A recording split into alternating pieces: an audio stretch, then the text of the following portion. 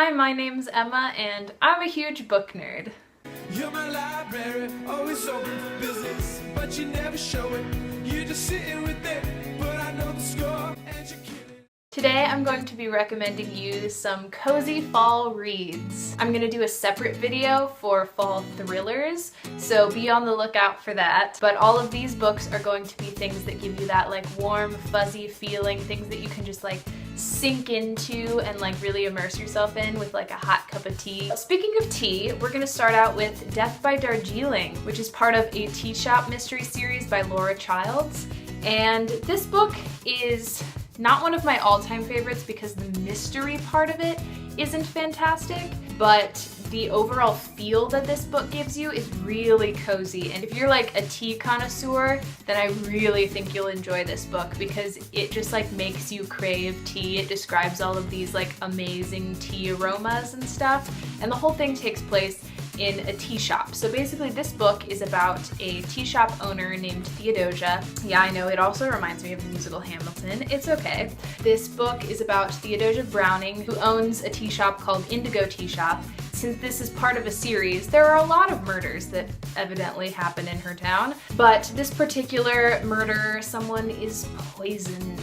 As you can imagine, it's by tea, and she has to try to figure out who poisoned this guy and why, and if she's in danger. So this is a mystery that's just like really sweet and cozy and not scary at all. So if you want to just like sit down and enjoy, you can do that. The next book I have is also really cozy, and that is Homer's Odyssey, A Fearless Feline Tale, or How I Learned About Love and Life with a Blind Wonder Cat.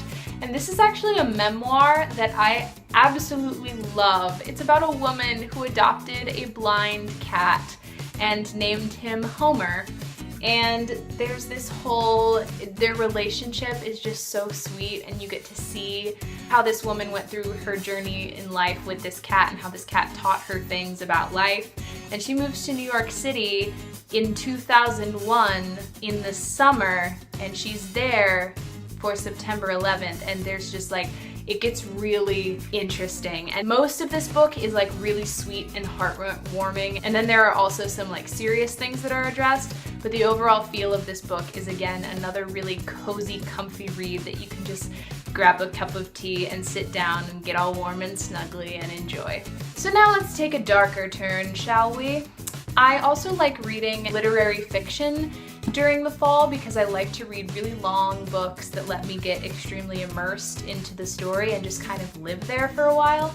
So the first of these books I'd like to talk about is A Little Life by Hanya Yanagihara. And first of all, I just really like to say her name. It's so cool. And this book is just really beautiful and heart-wrenching. I think this is a really good fall or winter read. It's really depressing. It's about 4 college students who are best friends. It's about all of their lives as they grow up through adulthood, essentially. So it's about the bulk of their lives and their relationships to each other. And it's just really interesting to follow all of these characters. Our main character is really Jude, who is very depressed, and we kind of learn more about his depression as the book goes on. I highly recommend this. If you want to read an 800-page book during the fall, then I would definitely pick this one up. Another literary fiction for the fall that I actually recently finished and loved is The Casual Vacancy by J.K. Rowling, and I heard so many bad things about this book, and I think people were just mad that it wasn't Harry Potter, and I was like, she's allowed to write for adults too, you know? This book was just like so British and so good. I loved it. It's about this town in England called Pagford, and at the very beginning, one of the councilmen dies, and he leaves a casual vacancy in the council, which basically just means that a council seat is open because the council member died. And the rest of the book follows like several different families in the town as they're affected by the death of this man. And all of the characters are so interesting and so well-rounded and connected. It's just so brilliant, and I really liked the way this unfolded. It's definitely really cozy. It's something that I looked forward to sitting down and reading at the end of the day. I highly recommend you give this a chance because no, it's not Harry Potter, but it's also really dang good. While we're on the subject of J.K. Rowling and Harry Potter, I might as well say this fall I will be reading the illustrated edition of The Philosopher's Stone, and I am really excited about this. I think this is going to be like the coziest fall read ever because these illustrations are just absolutely gorgeous, and I'm so excited to just be able to like snuggle down in my bed with a hot cup of tea and like go through these. And I was reading the first chapter last night and I love it so much. I'm so excited to see how my reading experience is changed by these pictures. I'll let you know how this goes, but this is my big fall endeavor, and I highly recommend, if you have not read Harry Potter, the fall is the time to do it. Another genre I really like to read in the fall that I find pretty cozy are classics. And in particular, I want to mention Jane Eyre by Charlotte Bronte.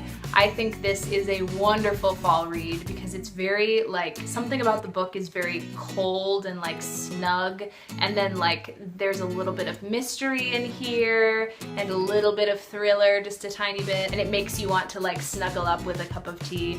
I would also recommend any Jane Austens in the fall, but those are kind of more all year round, and I think Jane Eyre in particular is especially fun to read in the fall. And this is actually one of my favorite classics of all time, so if you haven't read it, I highly recommend you give it a try. It's really beautiful.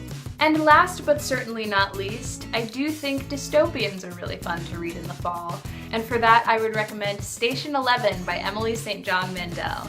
And I really enjoyed this book. This is about post-apocalyptic America and a traveling theater troupe that goes around and basically shares theater with these people who have survived the apocalypse. They're a traveling Shakespeare company, and I'm a theater major, so obviously this was like, yes, absolutely.